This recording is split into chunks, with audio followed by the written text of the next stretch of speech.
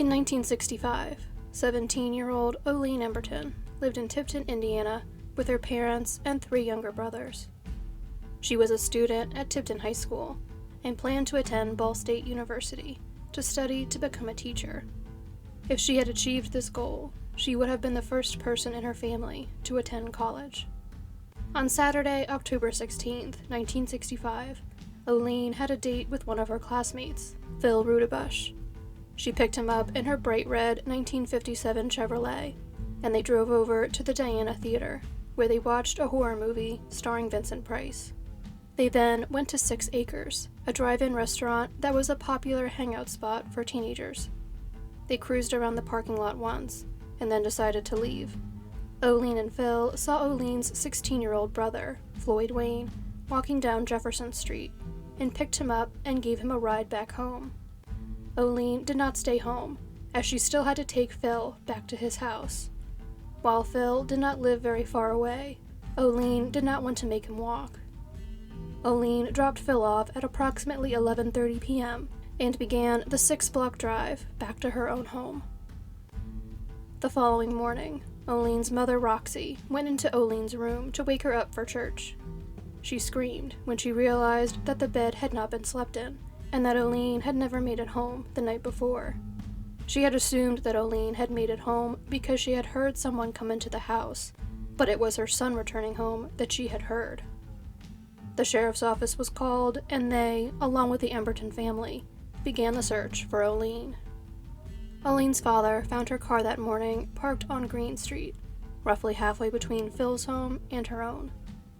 No one in the neighborhood heard any loud noises outside the night before, and there was no evidence in or near the car that indicated a struggle had occurred.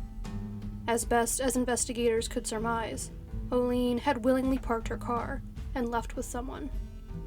Olene's disappearance was front-page news in the local paper on Monday. Tipton was a safe community, and speculation amongst some students at Tipton High School focused more on the idea that Olene's sudden disappearance was the result of her eloping with an unknown man, rather than on the possibility that something bad could have happened to her. Something terrible had happened to Olene, and it would forever change the small town of Tipton. Shortly after 2 p.m. on Monday, October 18th, an emergency call came into the Tipton County Dispatcher. The mother of a farmer had discovered an unresponsive woman lying on the grass between a small country lane and the fence surrounding one of her son's soybean fields, just north of Tipton. She had made the discovery when she went to open the gate to the field for her son. She was too distraught to speak on the phone, so her son was the one who had to make the phone call for help. When police arrived on the scene, they realized that the young woman was deceased, and that she was Olene Emberton. She was found nude, with her underwear draped across her head, and the rest of her clothing folded neatly in a pile next to her head. Her glasses were found near her feet. Olene's autopsy created more questions in the case than it answered. The autopsy was performed by Dr. James McFadden, and Tipton's chief of police, James Pratt, was present during it. Dr. McFadden was unable to make any kind of determination about how Olene died. Her body was free of any marks besides insect bites, and extensive examination of her neck and throat showed no evidence of strangulation. Dr. McFadden told Chief Pratt that he couldn't find any reason why Olene was not alive, and explaining what had happened to them herself, and that her heart had seemingly just quit. Dr. McFadden therefore could not conclusively say that Olene had been murdered. His examination did not reveal injuries consistent with rape, but Olene may have had consensual sex shortly before her death. Since she was found nude, it is possible that she met up with someone else after dropping off Phil at his house, and died of some sort of heart condition, undetectable upon post-mortem examination, during a romantic encounter with that unknown individual. This unknown player in the story then dumped her body along the road, in an act which, while not homicidal, would still be callous and illegal.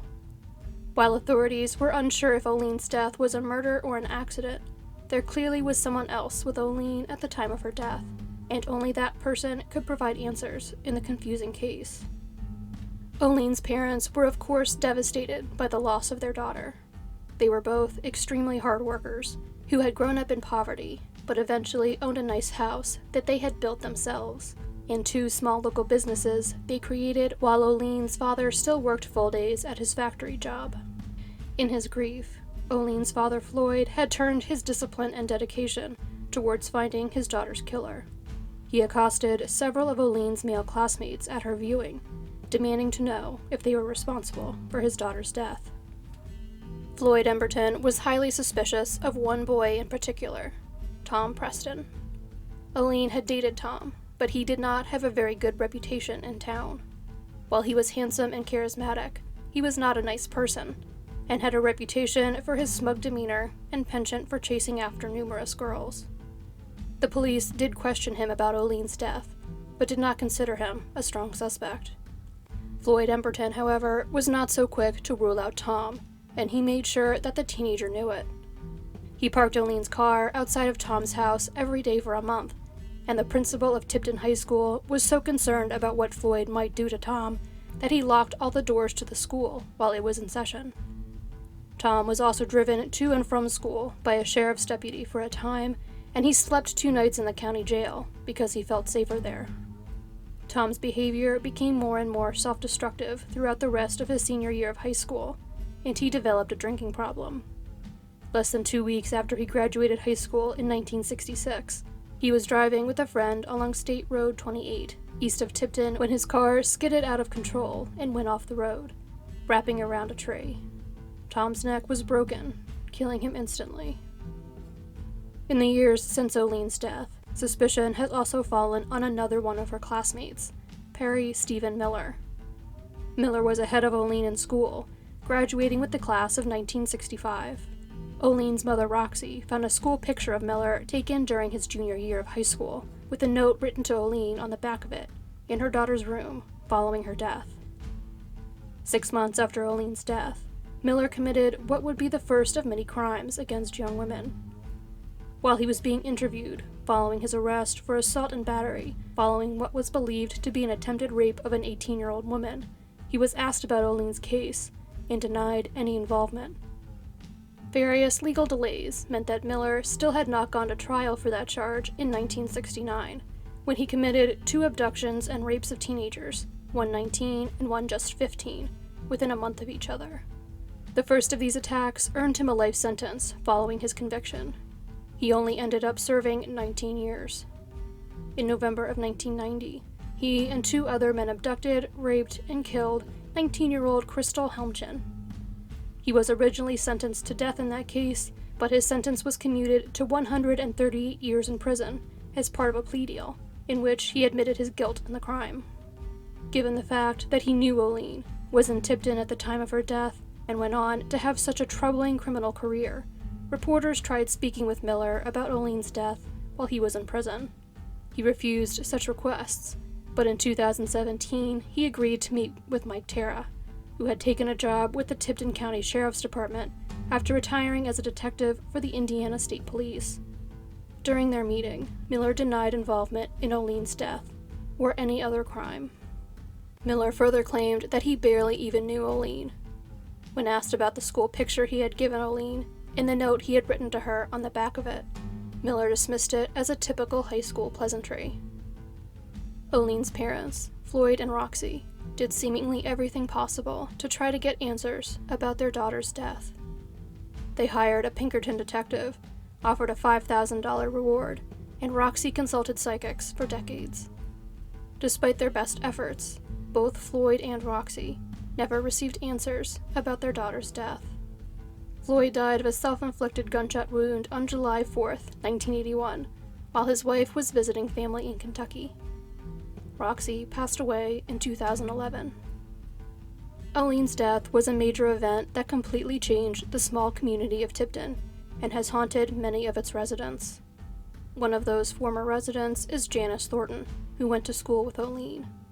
The memory of her classmate's death kept nagging at her over the years, and in the 1980s, the journalist began toying with the idea of writing a book about the case. Her parents were horrified by the idea, afraid that her investigation would put her in danger. Janice did eventually begin an extensive investigation many years later. The subsequent many years of work culminated in her 2018 book on the case, Too Good a Girl. Janice used the release of her book to help with the launch of the Olene Emberton Memorial Community Grant-Making Fund through the Tipton County Foundation. All donors who gave at least $100 received a copy of the book. Between donations and matching grants, the effort raised more than $40,000, well over the original fundraising goal of $25,000. While Olene's death has not been forgotten by her community, the questions that surround it still have not been answered.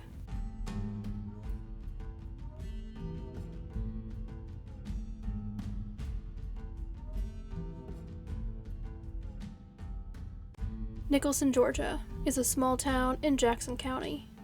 Josh Adams was born and raised in the area, where he was surrounded by family. He grew up fishing and exploring the outdoors on his family's large property. Josh was a natural athlete, excelling at any sport he tried. Despite his height and strong build, his sister has described Josh as a teddy bear, kind, sociable, and caring. Josh grew up having a close relationship with his family, which continued after he reached adulthood.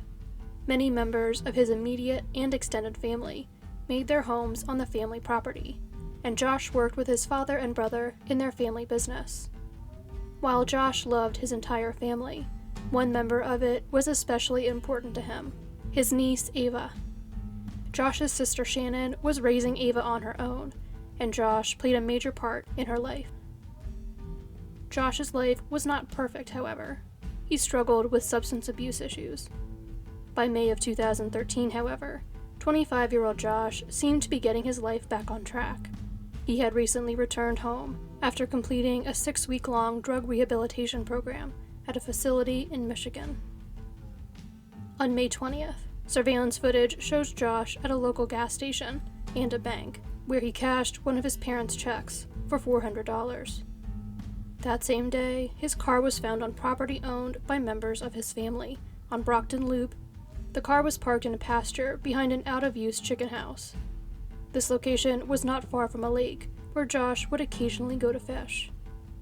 Josh's relative's neighbor did not recognize his white 2009 Chevrolet Malibu and notified the sheriff's office of what they thought might be a suspicious vehicle. After running the car's license plate and learning that it belonged to Josh, the sheriff's office was able to get in contact with members of his family who came to collect the car. The following day, unable to get a hold of Josh, his family made their own call to the sheriff's department to report him missing. Josh had left behind his wallet, car keys, identification, cell phone, and $25 in cash in his car. Curiously, his family also found his shoes a few hundred yards away from where the car had been parked, closer to the lake. The property where Josh's vehicle had been parked was searched thoroughly. Dogs were brought in to help with the effort. Divers searched the lake, but because the water was so muddy, the lake was then drained, and the lake bed was searched for evidence by the Jackson County Sheriff's Department. No sign of Josh was found. The Sheriff's Department was able to reach some of the last people Josh had spoken to on his cell phone. They called a man listed in Josh's phone as Tony, but the man provided a different name when he answered the call. He acknowledged that he had spoken with Josh on May 20th, around 9 a.m., but refused to tell them what they had talked about. The next person investigators called denied speaking to Josh on the 20th. When asked about the 5 phone calls cell phone records showed him exchanging with Josh on that day, the man hung up the phone. Rumors have plagued this case since it began. One of the most long-standing ones involves Josh's body being put through a wood chipper, but the Sheriff's Department has not ever been able to find any evidence to support the rumor. They have received numerous tips in the case in the years following Josh's disappearance, but none of them have moved the case forward. While Josh's body has never been located, the Sheriff's Department is treating his case as a homicide. While Josh's family has accepted the very real possibility that he is no longer alive, the uncertainty his disappearance has left in their lives, and their inability to lay him to rest, have created unbearable stress that they will only be able to find some relief from when they finally get some answers about what happened to Josh. Josh's mother passed away after he went missing, and his sister believes she would still be alive were it not for her heart being broken. over her son going missing. Josh's family is still offering a reward of up to $50,000 in the case.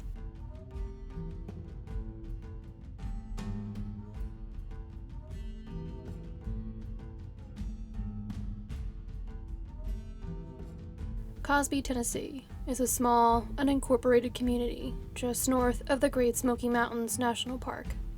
26-year-old Roger Hooper lived there in a double-wide mobile home just a few miles outside of the park with his wife Kim. He worked as a courier for a local antiques broker. On Friday, February 22, 1991, Cosby High School's basketball team had a home game against North Greene County High. Roger, a graduate of Cosby High, attended the game. He left the school around 10 p.m. with two of his younger cousins and one of their friends. Roger lived near several of his family members, and his cousins lived just 2 homes down from his. After dropping his cousins and their friend off, he made the short drive to his own home. One of the cousins he dropped off was then 13-year-old Shannon Hooper, who would later describe Roger as a big brother to him, and the kind of person who would always inspire a good mood in everyone around him. Less than 2 minutes after Shannon got out of Roger's car, while he was inside his home, he and his family heard several shots.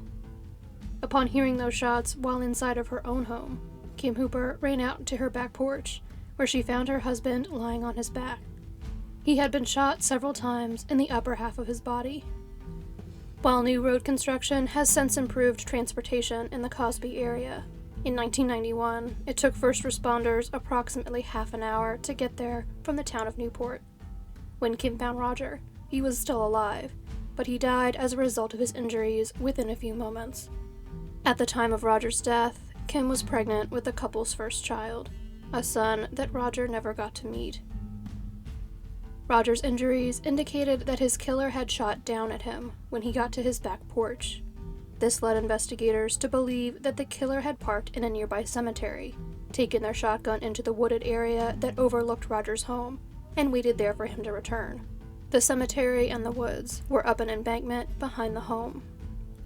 Roger's murder was not his first experience with violence, and it would not be his family's last. Roger had been shot at just 2 months before his murder. On December 21, 1990, Donnie Webb had fired a pistol at Roger on the entrance ramp to Interstate 40 at Wilton Springs. He failed to actually shoot Roger, and the bullet instead struck the windshield of a truck that was exiting the interstate. The driver of the truck was injured when the broken glass from his windshield cut his forearm.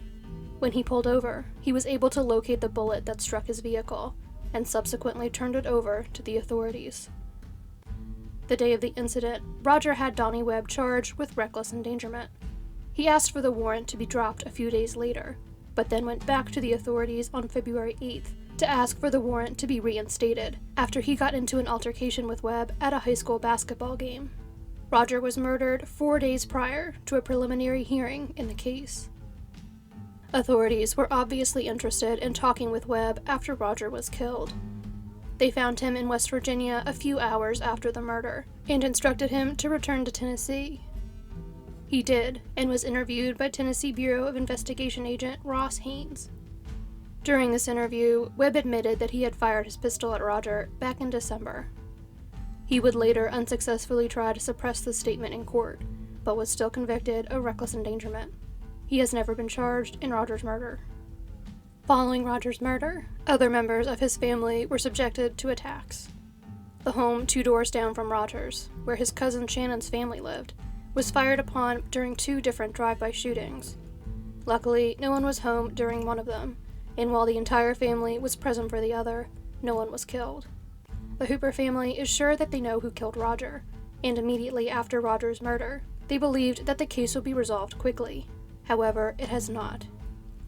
Investigators do have information that they are withholding, so as not to potentially jeopardize any future prosecutions, which they still believe could occur.